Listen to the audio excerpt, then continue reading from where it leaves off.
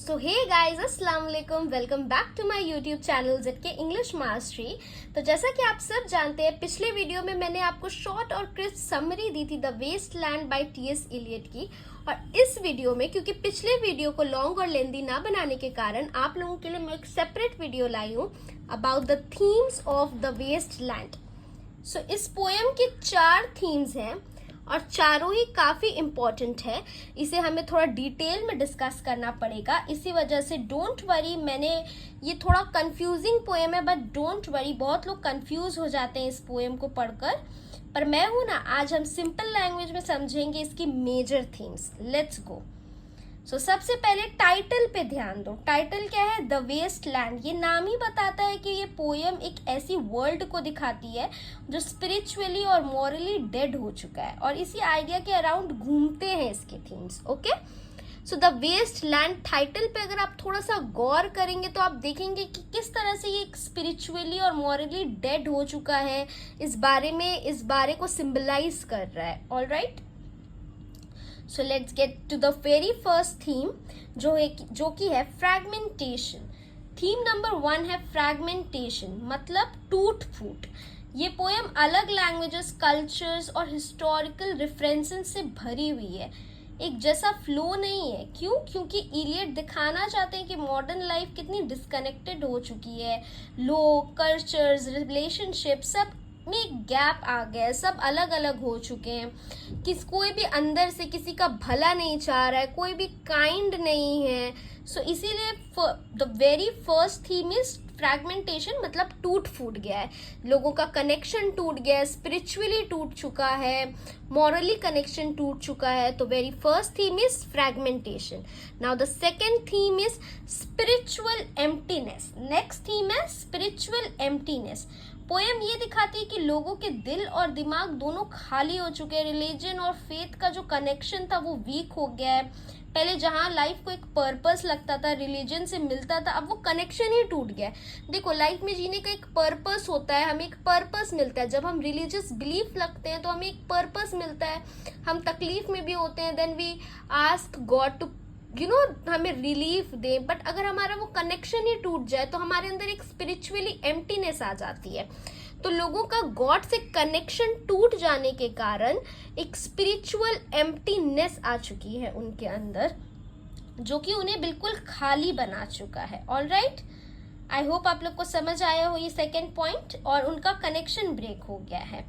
Now the theme number 3, डेके of western culture. तीसरा बड़ा theme है डेके ऑफ वेस्टर्न कल्चर। इलियट दिखाते हैं कि यूरोप, जो कभी कल्चर और ग्रेटनेस का सिंबल था, अब एक वेस्टलैंड बन गया है। वर्ल्ड वॉर 1 के बाद सब कुछ कोलैप्स हो गया है। सारी चीजें, सारे वैल्यूज, सारे रिलीजन और फेथ का जो कनेक्शन था वो वीक हो गया है। पहले जहां लोगों को लाइफ का पर्पस रिलीजन से मिलता था, अब वो कनेक्शन ही ब्रेक हो गया है। सारे वैल्यूज, सारे ट्रेडिशन, सब कुछ कोलैप्स हो गया है। तो जितना भी वेस्टर्न कल्चर था यूरोप का, सब कुछ कोलैप्स हो गया, सारी चीजें बर्बाद हो गई हैं। जिस बारे में यूरोप जाना जाता था, अपने वेस्टर्न कल्चर के बारे में जो जाना जाता था, वो वेस्टर्न कल्चर ही अब बर्बाद हो चुका है। देख रहे हैं आप, तीनों थीम में हमें क्या मिला? डिस्ट्रक्शन। तीनों थीम को अगर आप गौर से देखेंगे तो तीनों थीम का मेजर पॉइंट जो था वो था डिस्ट्रक्शन। क्योंकि ये पोएम का नाम ही है द वेस्टलैंड, तो ये पूरा पोएम हमें ये बताता है कि किस तरह से डिस्ट्रक्शन हुआ है after world war 1। Now the fourth and last important theme is search for redemption. अब एक होपफुल थीम भी है, सर्च फॉर रिडेम्पशन। पोएम में कुछ लोग और सिंबल्स ऐसे दिखाए गए हैं जो प्यूरिफिकेशन और रीबर्थ की बात करते हैं।